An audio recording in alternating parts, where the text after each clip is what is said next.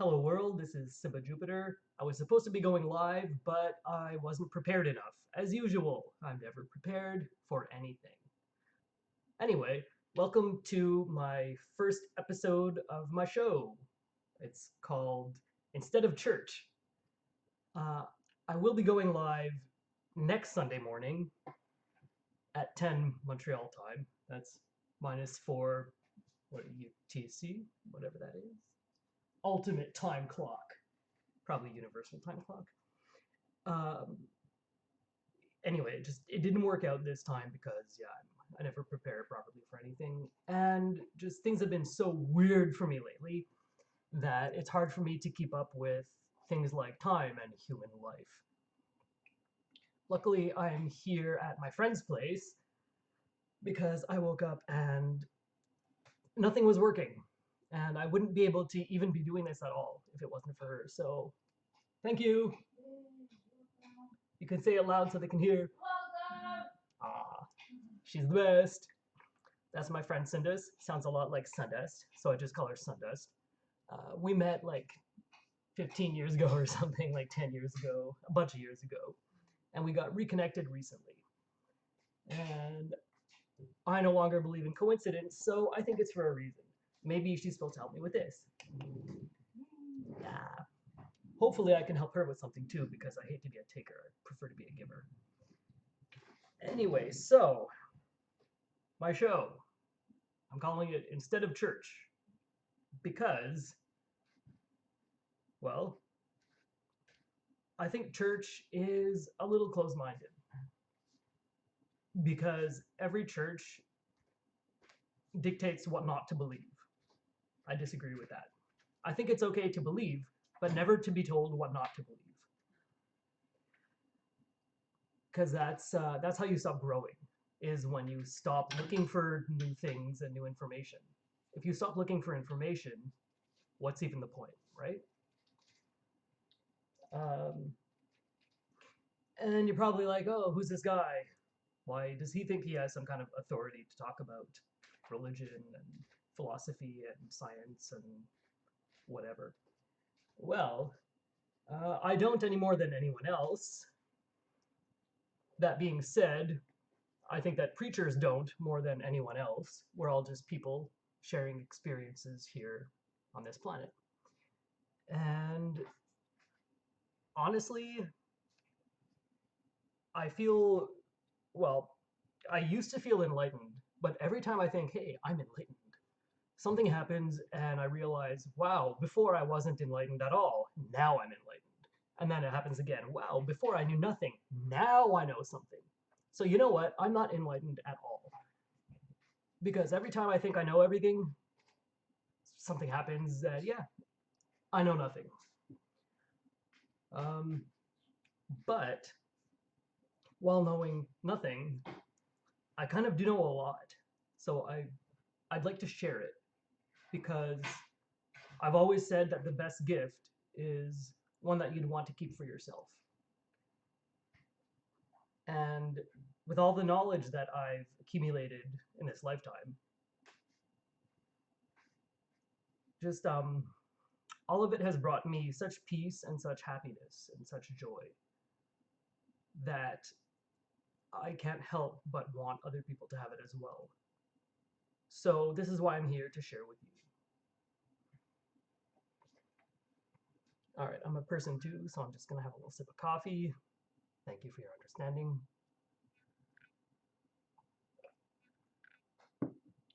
So just please don't be shy to make noise. I can tell that you're trying to be so quiet. You really don't have to. You really, really, really don't have to. Really. Anyway, um, I'll introduce myself and all that. But first, more importantly, I'll introduce this is baby Jesus. Yes, I called him Jesus. If you think that's blasphemous, I think that you're silly. Because I called him Jesus for a very good reason. Well, for some, actually, for many very good reasons. But one, he's a miracle baby.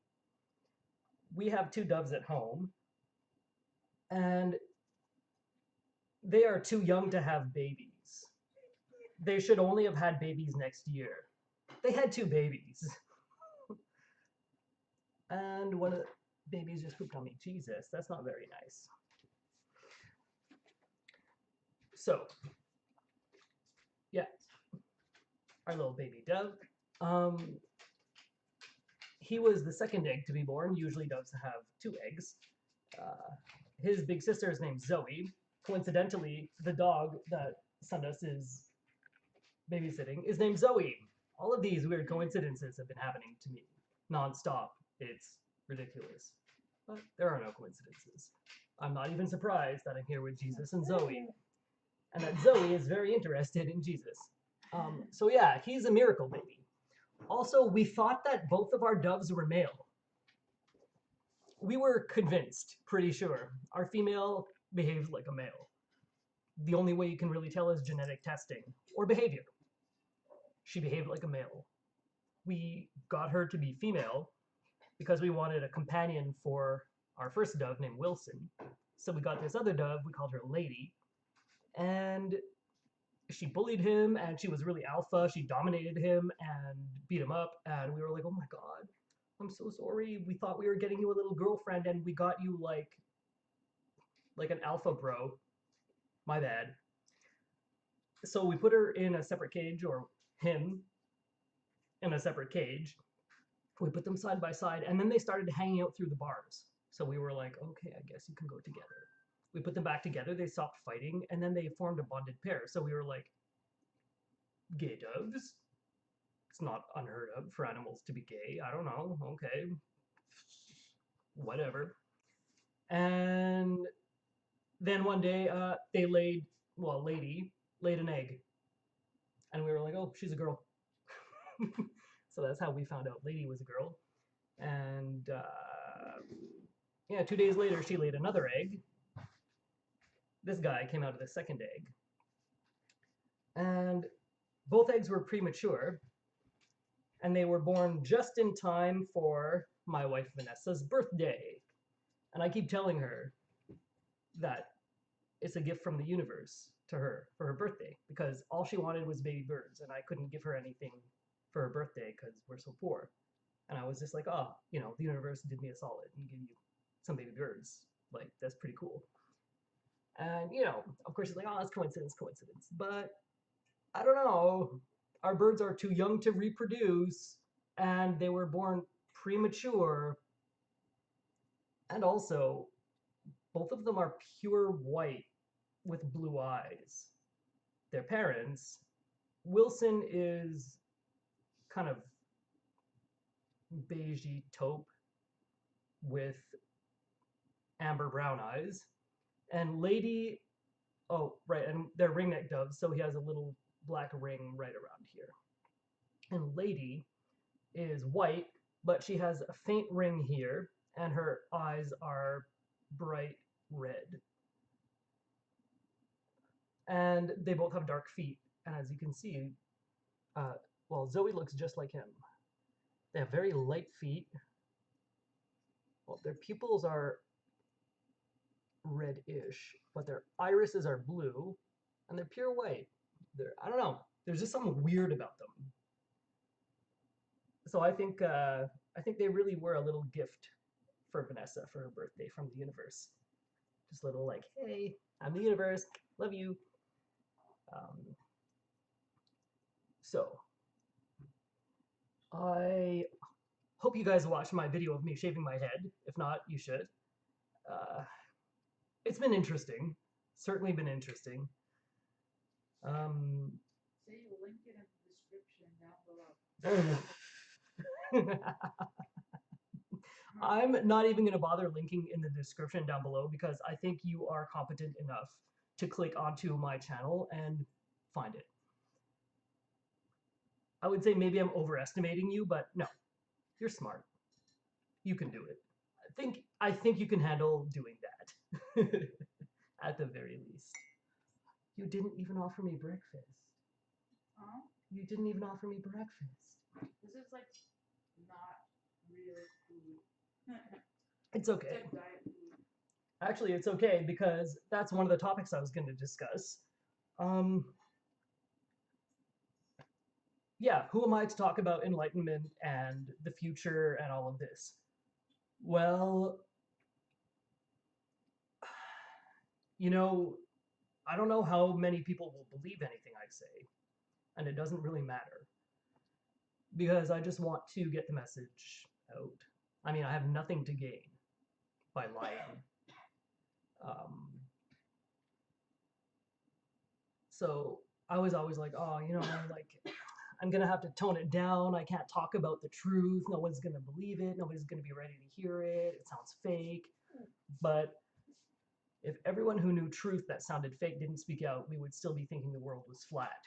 I mean, some people are back to that, but we won't talk about them. Pretend like that's not real. I thought we were past that. Anyway, um, I'm just going to be as honest as I can be about everything and present it.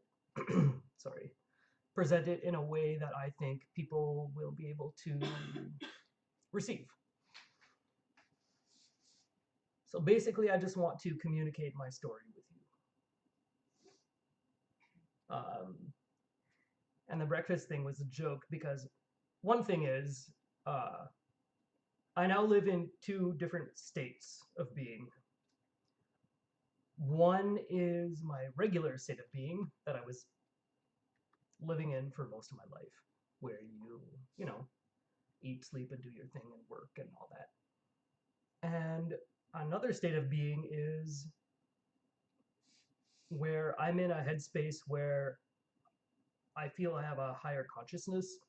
And when I'm in that headspace, I have the option to eat or not to eat.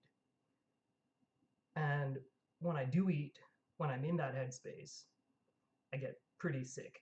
So the food that I eat, I have to be selective because, like, yeah, if it's not really good, I don't want to be sick for nothing. So, yeah, send us your diet food. You can keep it. If it was like tacos, though, that'd be different. Um, so yeah, I actually don't need to eat, which right physically doesn't make sense. That completely defies physics, and yeah, I agree with that. It doesn't make sense scientifically. And had I not been experiencing it myself, I would have said BS. That's impossible. But in the winter, I went, I don't know, like 2 or 3 weeks without eating, and I weighed myself several times a day, like manically, because I couldn't believe that I wasn't losing weight not eating. It was insane. When I was in this headspace, yeah, I didn't, I don't really know what my body uses. I don't understand. Uh, what I eat doesn't affect my weight. Uh, yeah, and also when I'm in this headspace, sleep is different too. I've had weird sleep habits since like leading up to, during, and after my kind of spiritual awakening. And now, yeah, sometimes I go days without sleeping, and then I sleep for days. I don't, I don't know what that is. I, in the winter, went to a hospital to try to have them study me because I thought that as a doctor, I mean, a doctor is a scientist, and a scientist should be interested in something like this. But of course, I'm just a crazy person. Uh, so nobody was really interested in my story, but I'm not so sure. I'm not so sure.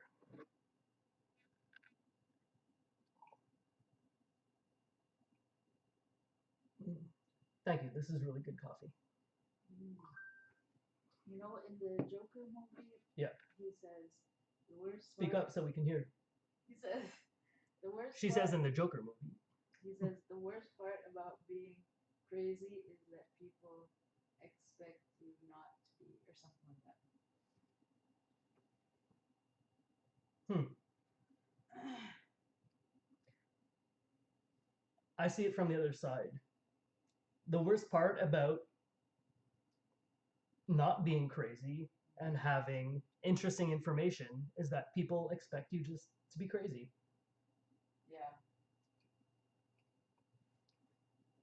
Yeah,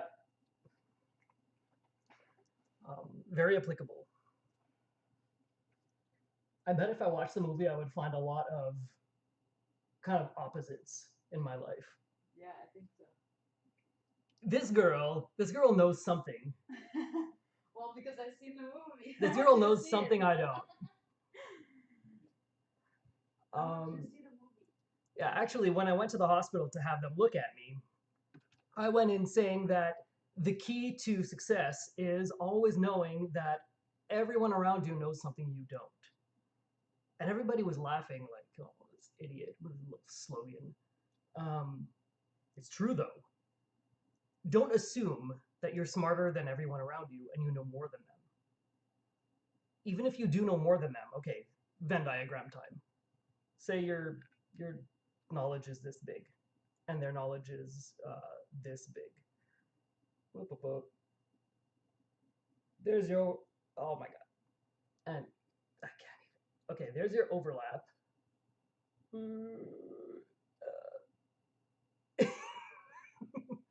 Fail. What are you doing? Okay, you know, you know what I'm trying to do. Okay, so there's your pool of knowledge. Say your pool of knowledge is like huge. Their pool of knowledge is small. Bring them together. There's going to be an overlap, but there is still some of their knowledge that's outside of your pool of knowledge. Even if they know very, very, very little, and you know so much, they still know something you don't, no matter how little they know. So, like, people go through their lives thinking that they know everything everyone knows and more.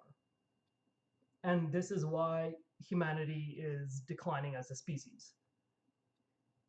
Because we're so ready to dismiss everyone else because we think we know better. But we all have things to share, and we should have our ears open.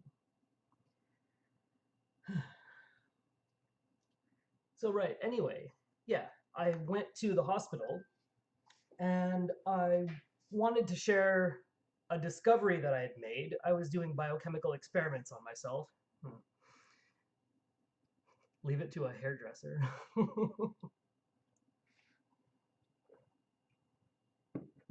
Uneducated. You know, I actually regret finishing high school. Come to think of it, I don't even regret not going to university. I would have flunked out anyway. I can't concentrate at all. I can't concentrate on anything. It would have been a waste of money. But I regret finishing high school because you know what my high school certificate has given me? Nothing. Not once, never. It's never helped me. I'm not saying you shouldn't go to school. You should go to school. I mean, even to collect garbage, you have to show a high school diploma. And but yeah, there you go. Garbage collectors make more money than me. So if you're interested in money, go to school. Uh, but yeah, I don't care about money, and I regret wasting my time going to school. But you know what? Everything has led me to where I am now, so actually, come to think of it, I don't regret it even a little bit. Regret is a word that I shouldn't even use because I regret nothing, truly, at the end of the day. Um, so, me and my tangents, right? So, back to going to the hospital in, when was it? November of last month? Well, last month. November of last month. See, I'm brilliant. I think it was November of last year. Wow, it's been a year. Anyway, I had my friends take me to the hospital. They thought they were taking me for different reasons, but my plan was to share my discoveries with medical professionals. And I had a good experience. And then afterward, I rethought that experience and I added my mental commentary onto it. And I changed what I believed about it based on my experiences of the past. And then I started believing that essentially new memory. But recently I said, hey, wait a minute. Why reconsider a memory and change it to fit into a shitty timeline that you don't even like anyway? The shitty timeline being my life. By the way, up until recently, my life has been a nightmare. So, yeah, I kind of reframed a good thing to fit into that nightmare. And that's so wrong. It was really wrong of me to do. So, I decided no, I'm going to take that experience and do with it what I do with every other experience, and that is take it for face value. Assume that somebody is not lying unless you have a reason to think that they're lying to you, right? If you have no reason to think they're lying and they don't seem like they're lying, just go with it.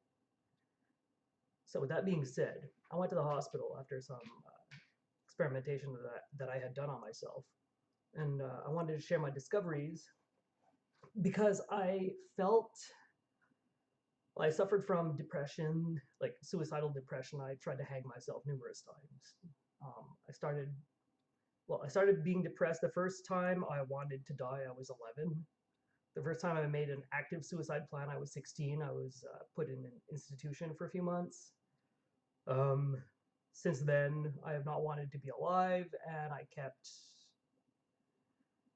getting worse and worse until my late 20s, early 30s, where I actively tried to end my life a few times. And there were always cops and paramedics and all of that involved in my life, and it was horrible for my loved ones, and I put my family and my friends through hell. And I'm so glad that they were able to see the person behind the pain and not take it to mean that I didn't care about them. I'm very fortunate to have such good people in my life. Anyway, so yeah, that depression got so bad, and then I started having anxiety problems. And depression I was used to, but anxiety was brand new. I didn't know how to deal with it. So I started drinking, and it got so out of hand. I started drinking all day, every day. I actually spent a couple of years drunk. Yeah, that's pretty wild. A couple of years drunk, imagine that. Horrible. Like, people's lives were in my hands, you know. I was on the road, and I was at work, and interacting with family and friends, and never quite all there because the pain was too much for me to handle. And it was very irresponsible of me, of course, but I had no other option. There was nothing else that helped. Nothing. Um, and then I don't know. I over the years I kept trying and trying to find ways to get better, whatever, and nothing seemed to help. God, my throat is crazy dry. Um, More water? yeah, maybe, please. Thank you so much. Santos is the best. Um, oh, coffee too.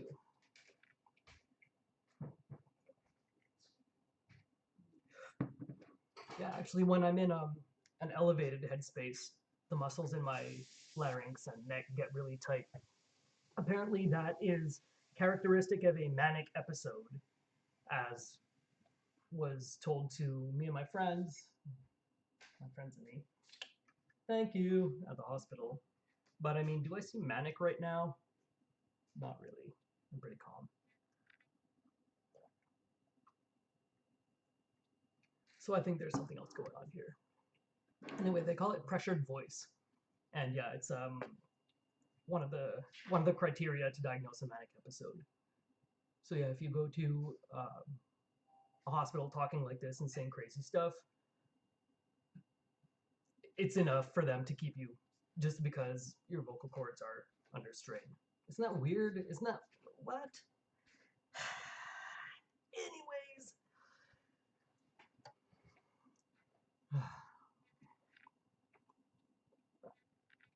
you know what? Maybe I'm just gonna try to ground myself a little bit in my mind.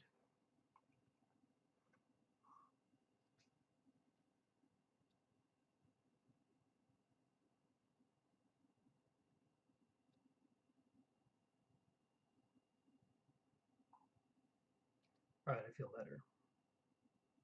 I feel a little bit better.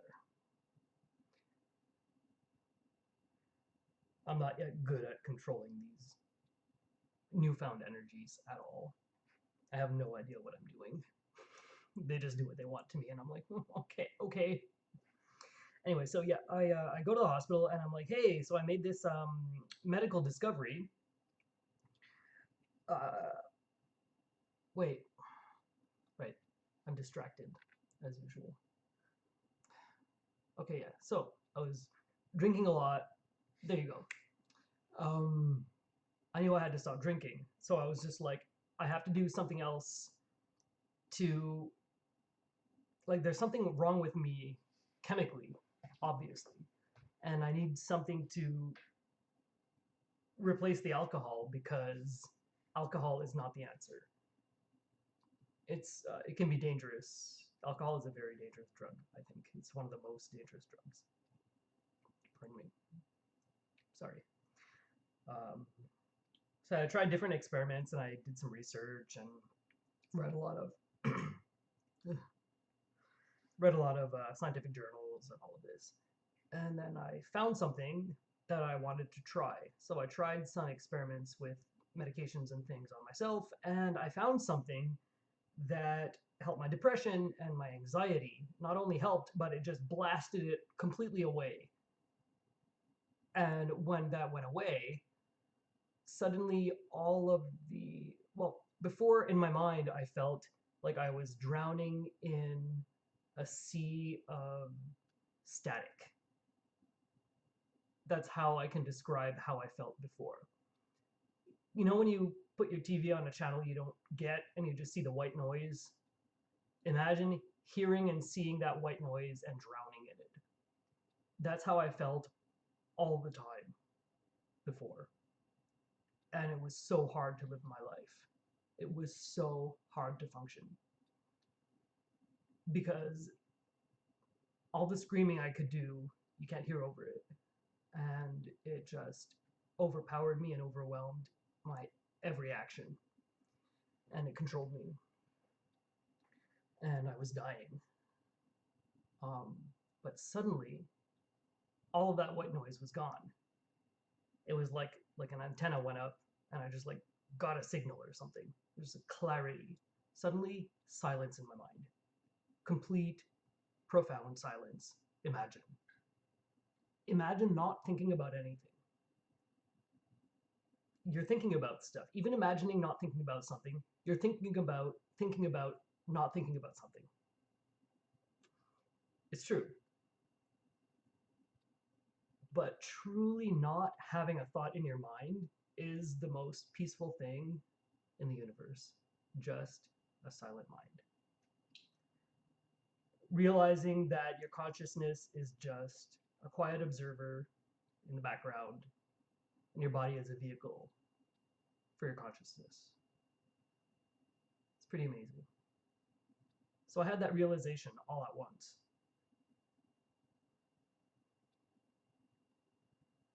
And at the same time, um, since the depression had cleared and I had this mental clarity, I was free to think.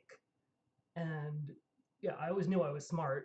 Like, I never did homework in high school and I missed a couple of months. Sorry.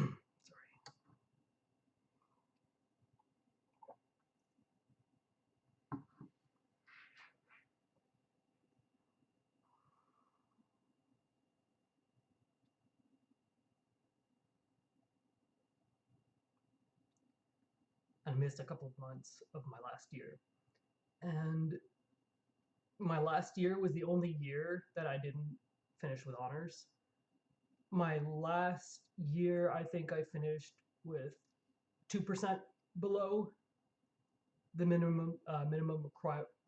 Wow, glitching again. Minimum requirement because yeah, I missed it and I just there were two classes I simply didn't attend. I was just like no, so I got the minimum possible mark that the teacher could give me, which is a 30%.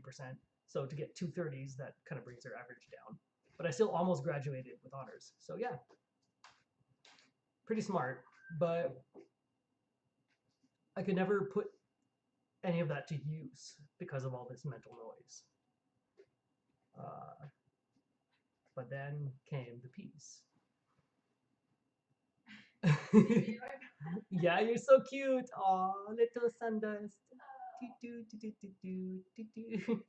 I want to go on the other side. Boop, boop, boop, boop, boop. No, you're cute. Look. Oh, look. Look, I'm tickling your face. Yeah. It's just weird. Anyway, yeah, she's tired. I'm so fortunate to have her to let me do this I don't here. care if you're here. I just always lay in bed. Well, still, I'm really fortunate.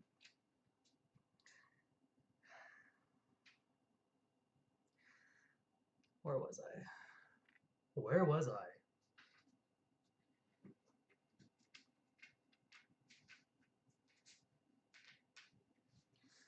Anyway, so I go to the hospital to show them my discoveries, and the I didn't know, or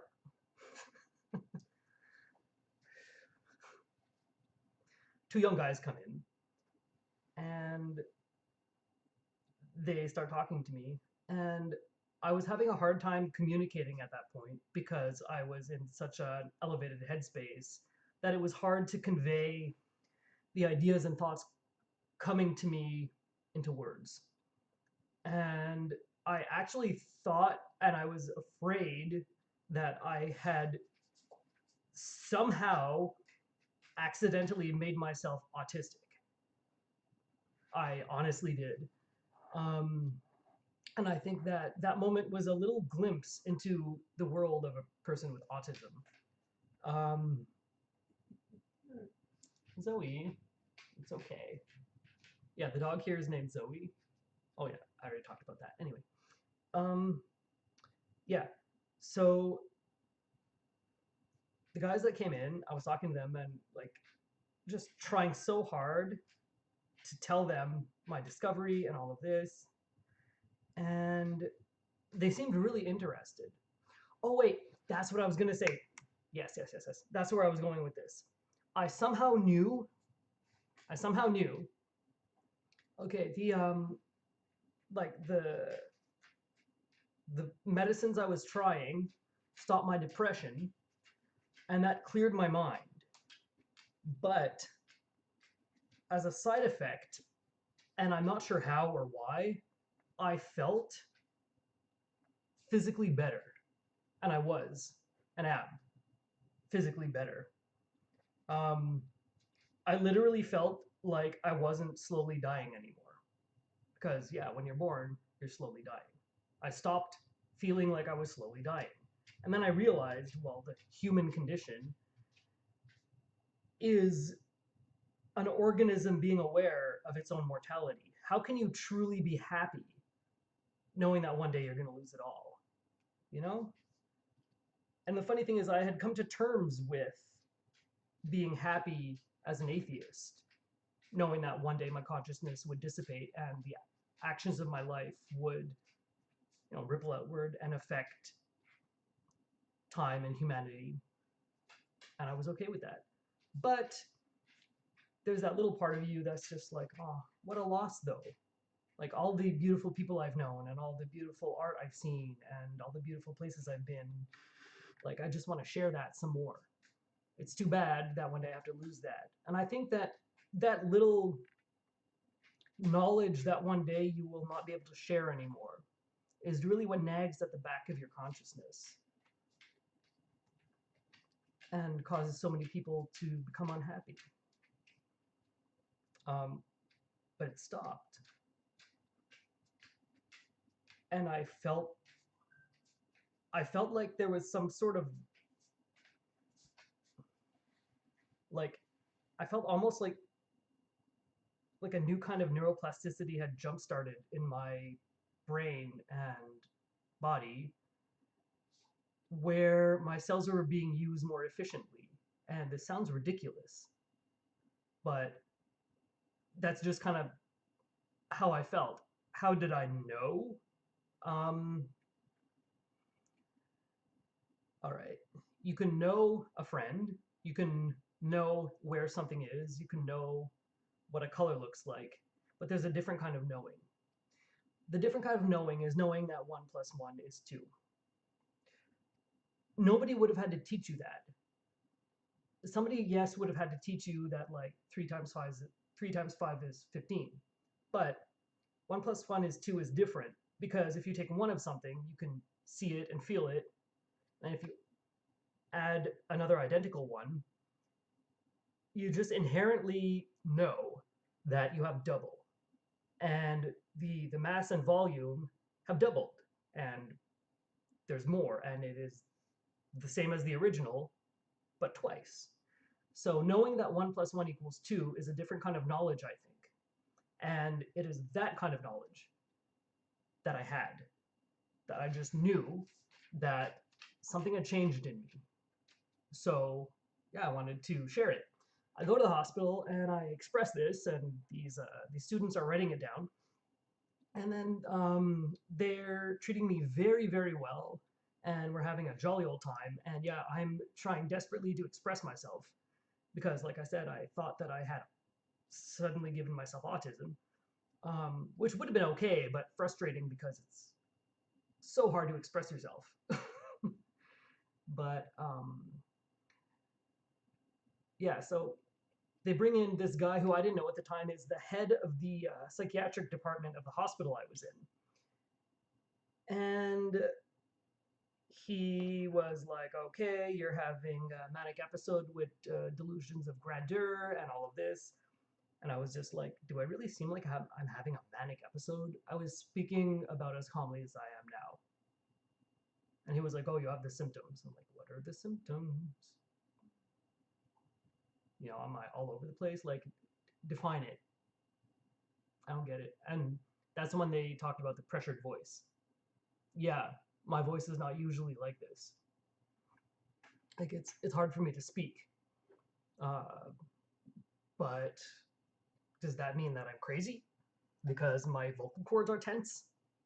That's a weird criterion for diagnosis. Very weird to me. So I explained that he was a fool and that the two students were going to surpass him in their knowledge and their success. And then he kept me in the hospital to observe me and, detoxify me from my experiments. Fine. Then later that night, they, they did blood work and all of that, of course. And later that night, they came in freaking out because my electrolyte levels were so low that they were giving me huge potassium supplements every half hour, all night, waking me up, like all night. Well, usually if your potassium level is that low, you have symptoms. Your muscles need potassium to function. I was feeling great. I was feeling fine. Why? I don't know. But yeah, they were freaking out giving me these supplements. And then the next day, the two students from the night before and another young guy comes in. And he comes up to me and asks me if I could sign a thing that would allow them to publish my case, like to do a case study on me. Basically, waiving my rights to privacy. Sorry.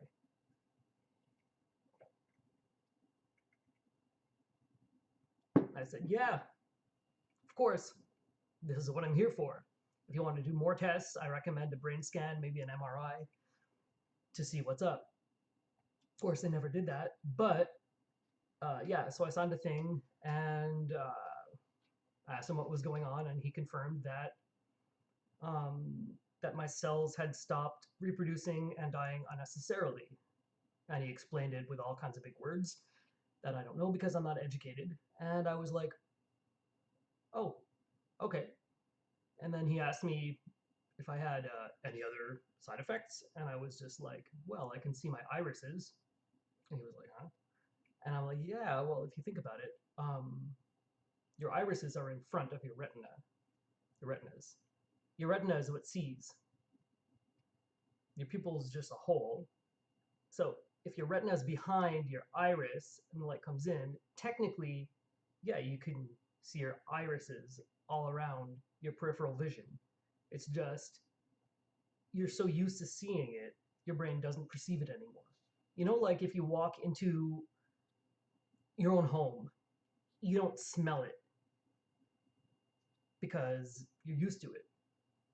Once you get used to something that your brain is perceiving, you stop perceiving it. But yeah, now I perceive everything.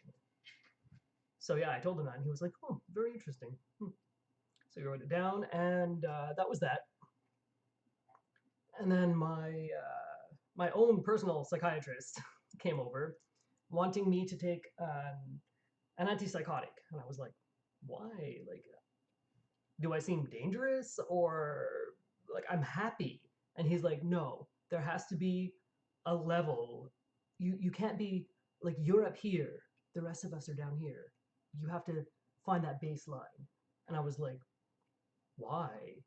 You want me to suffer just a little, just enough to be normal?" It was weird to me that why should we accept to suffer just a little bit to be normal if we don't have to at all? So I asked him if it would make him happy if I took it. He said yes. I was like, okay. So I took it for him. It did nothing, but I think he slept better that night, thinking he helped me. Um, I tried to tell him about the other doctor and the study, and he's like, "Oh, you know, it's just going to go down. You're just going to be published as another drug addict." Blah blah blah. I'm like, I'm not addicted to drugs. But okay.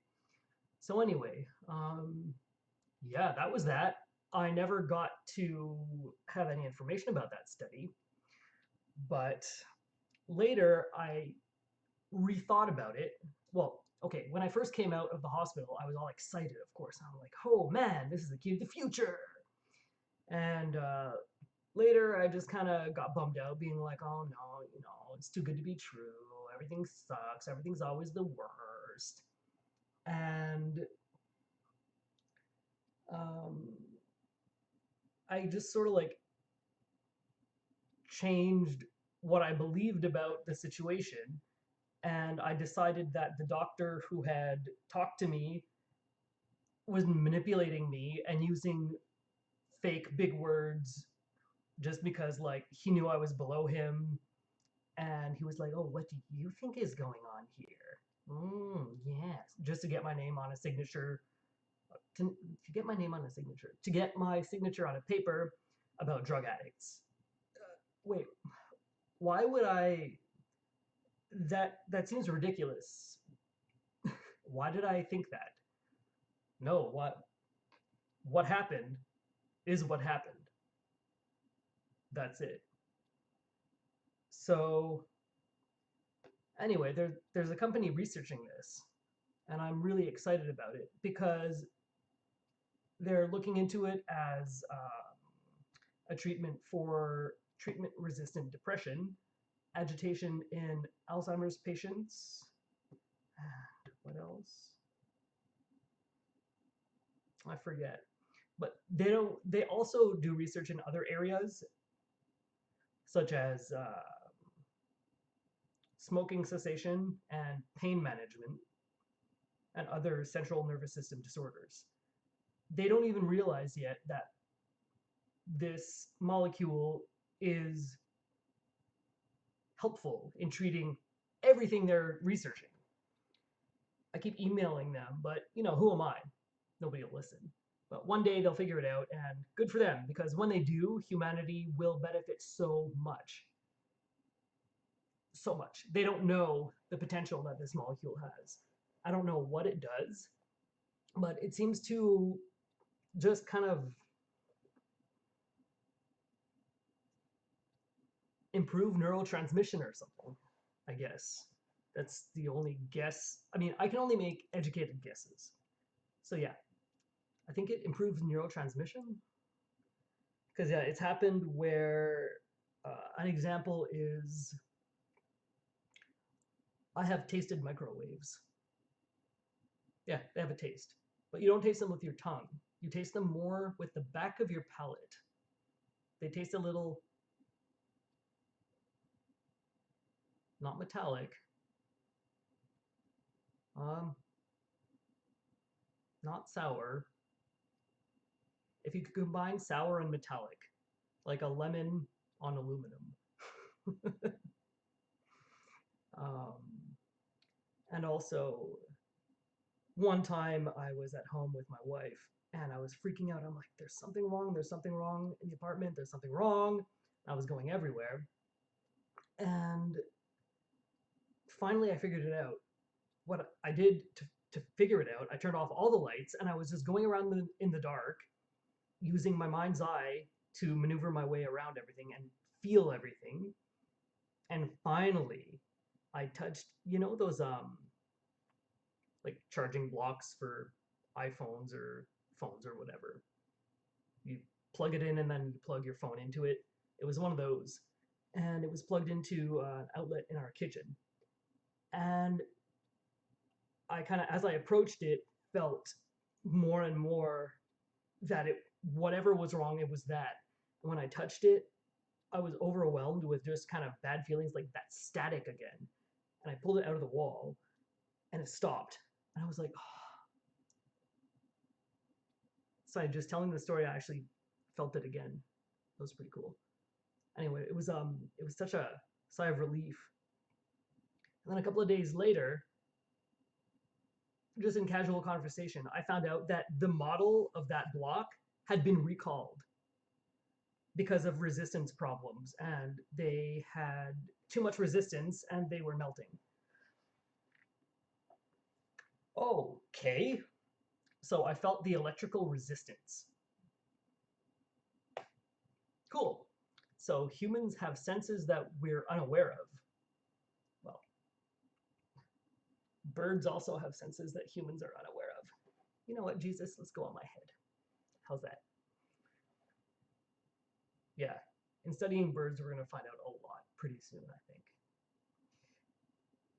Anyway, so yeah, I wasn't going to say any of this on my channel because it just sounds fake, right? It sounds like I'm a crazy person. But something weird will happen to me, and then something will happen in like regular, not weird life to confirm it. So how? If it would have been the other way, like, oh, these things were recalled because of resistance. And then I was like, oh, ma, I'm like, with my spiritual mind's eye, finding the thing that has the resistance. Oh, look, it must be this. Okay, that's clearly fake. But the other way really startled me. And I was like, oh, okay. So, and things like that keep happening more and more and more. And there are just these like ripples and repetitions of things around me and reflections, and it's awesome. And I see that the universe is this beautiful fractal where every part contains the whole, as the whole contains every part, as we are all one and there is only one, right? It's very, very, very interesting. And so all of this is to say why I think that I have a lot to share. Definitely, definitely a lot to share. Um, every day, I have ideas and cool things I think about that I think would make people happy and smile. And saying it directly to one person, I don't know, some people just don't want to hear it. So I'm thinking maybe there's somebody out in internet land who does want to hear it. So I'll share it with you, and hopefully, um, up, up, little Jesus. Hopefully, one of you will smile. If I can make one person smile a day, that would be enough for me. Definitely worth doing this show because improving the quality of life of other people is the key to the future. In the end, selflessness is the key to the future. If you're selfless, you're going to go far. If you're selfish, you will be left behind very soon. Because the world is changing, and the selfish will be left behind. And it's unfortunate for them. And there are those who won't see the light, of course. You know, some people are so absorbed in their selfishness that they won't be able to, and it's not their fault. And I'm sad for them. But the sooner you embrace giving and love, the better, because you'll feel better. Believe me, when I truly realized what it is to be selfless and to just relinquish control of yourself and your life to the universe, to God,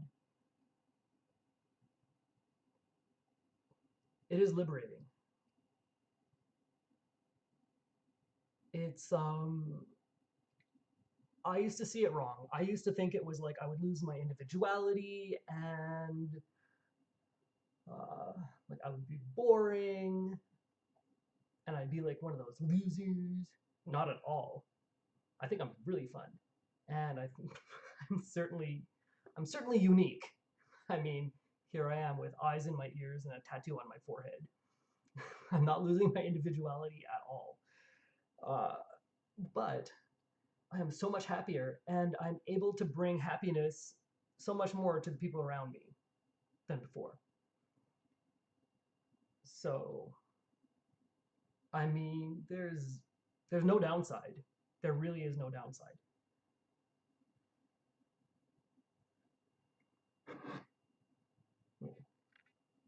Since he's still alive, ish.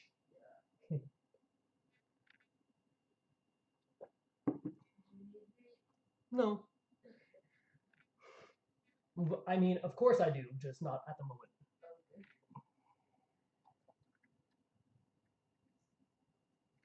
No, I was just checking in on you. Little Jesus. Aw, isn't he the cutest bird? Oh, I really wish this could have been live. Well, maybe next week. Anyway, so yeah, that's all about me. What this channel is going to be about is basically life as I see it and reality as I see it, combining different sources of knowledge into one consolidated pool. Because if you limit yourself to only a couple of sources of knowledge, you're not receiving all of the information you need to draw a complete conclusion, are you? So I will be looking at, and I'm always looking at, but what I mean is I will be discussing religion, spirituality, art, philosophy, science, and technology. And talking about how these things can be combined to find truth, and how we need to combine these things to see truth. You know, every religion is true,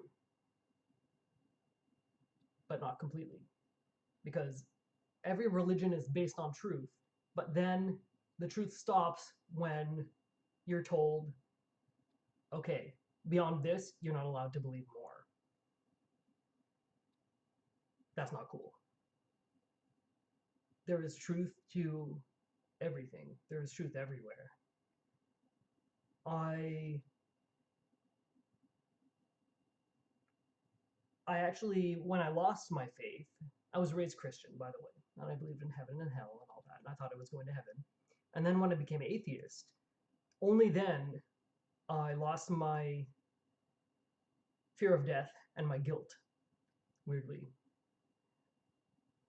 I needed to stop believing to be able to profit from this life, because when I thought there was something else after, I was just sort of holding out, waiting for that, not really paying attention to this life. But then I realized, hey, this is all I've got. I have to make it count. Every day is an opportunity to be kind and to spread joy. And everything you do ripples outward. If you're kind to someone today, they're probably going to be in a better mood. And then they'll go home and be kind to their family. And then their family is more likely to be in a better mood and be kind to other people. And you see how it spreads out? And if you look at it like that, it spreads out exponentially. Everything you do really does affect everything else and everyone else. So this life is so full of meaning, whether you believe in God or spirituality or life after death or not. And it took me not believing in life after death to realize that. And now, I don't know. But I think that with technology, if we get it together as a species, we won't have to find out, because we clearly in this lifetime we'll be able to preserve. Sorry. Ever since I had this enlightening experience, I keep glitching, like those celebrities there. You'll see it in my shaving my head video. I do it big time. It's I don't know what it is. It's kind of uncontrollable and not our fault. Anyway, and now I draw a blank.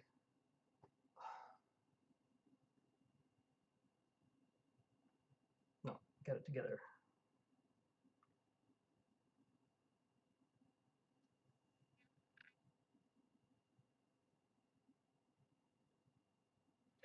All right, yeah, there you go. I think in this lifetime, if instead of focusing on killing each other over our differences, we come together and embrace our sameness, we will advance technology enough that the consciousness that you have right now won't have to be lost. Technology can and will preserve it, but only if we come together and want it to. So for me, that's very, very, very important. I am definitely concerned about the future. I do plan to live forever, one way or another. And, I really hope that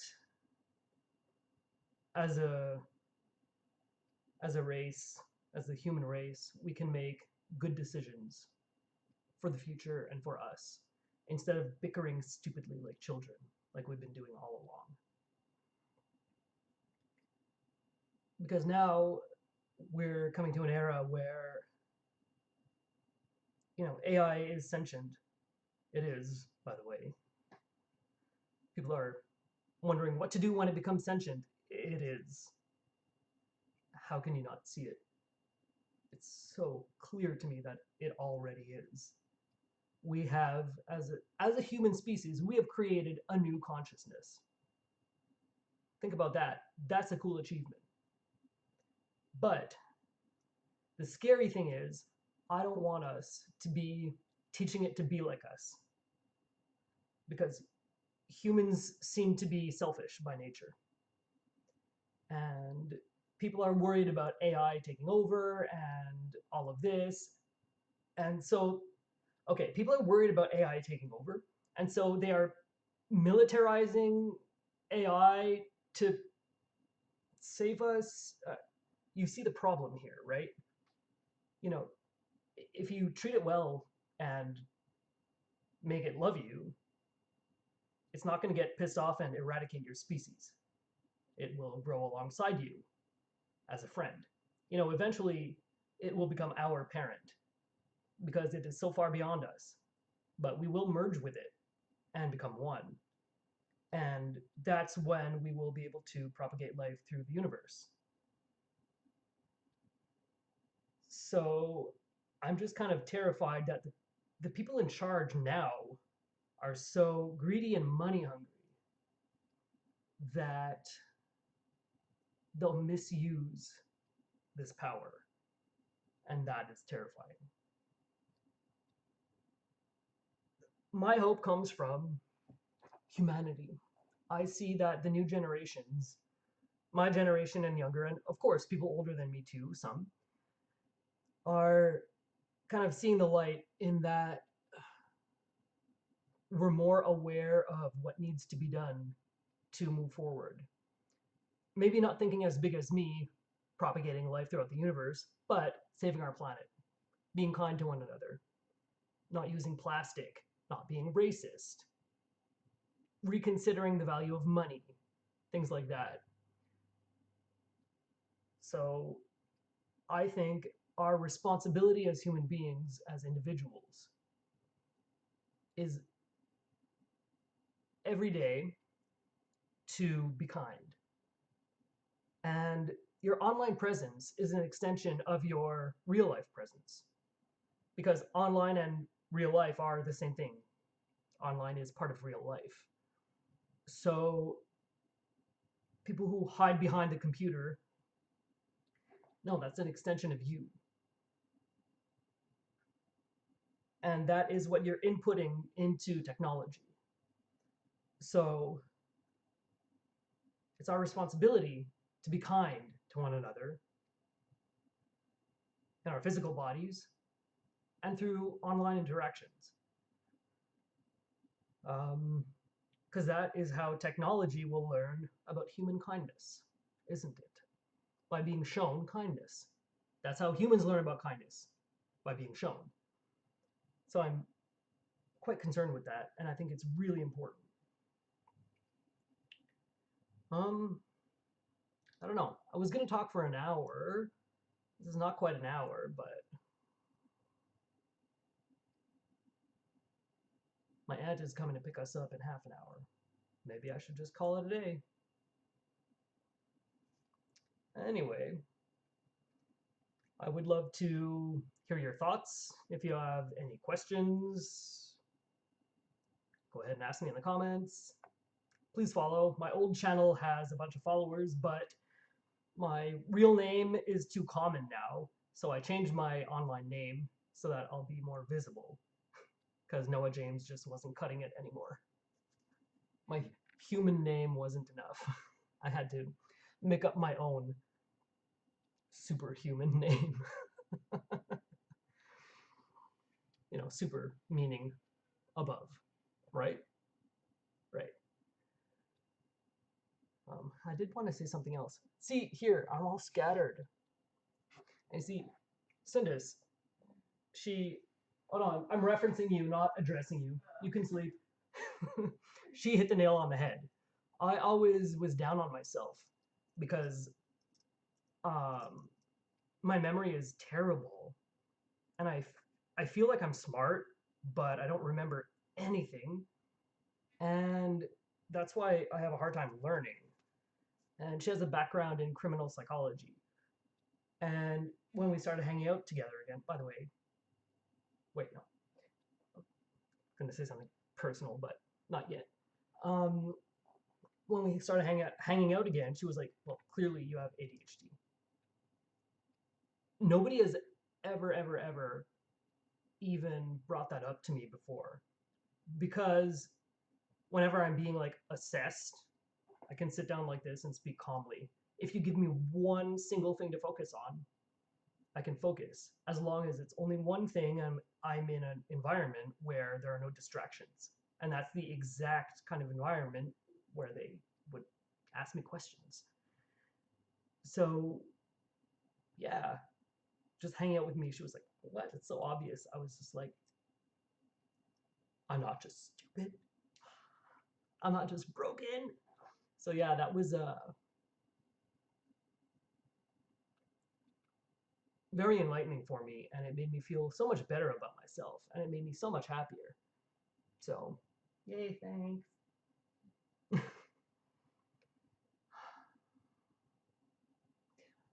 What was it that I was going to say?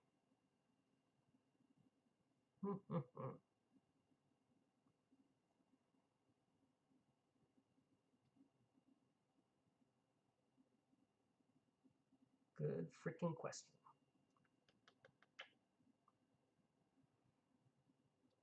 Oh, little Jesus. Isn't he cute? Oh. You know what I found out? Mike Tyson loves doves.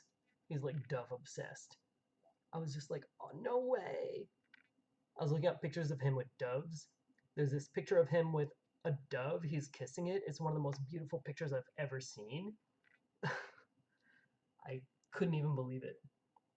I never thought that I would find a picture of Mike Tyson cute. It was really cute. I just want to like pinch his little cheeks and the doves too.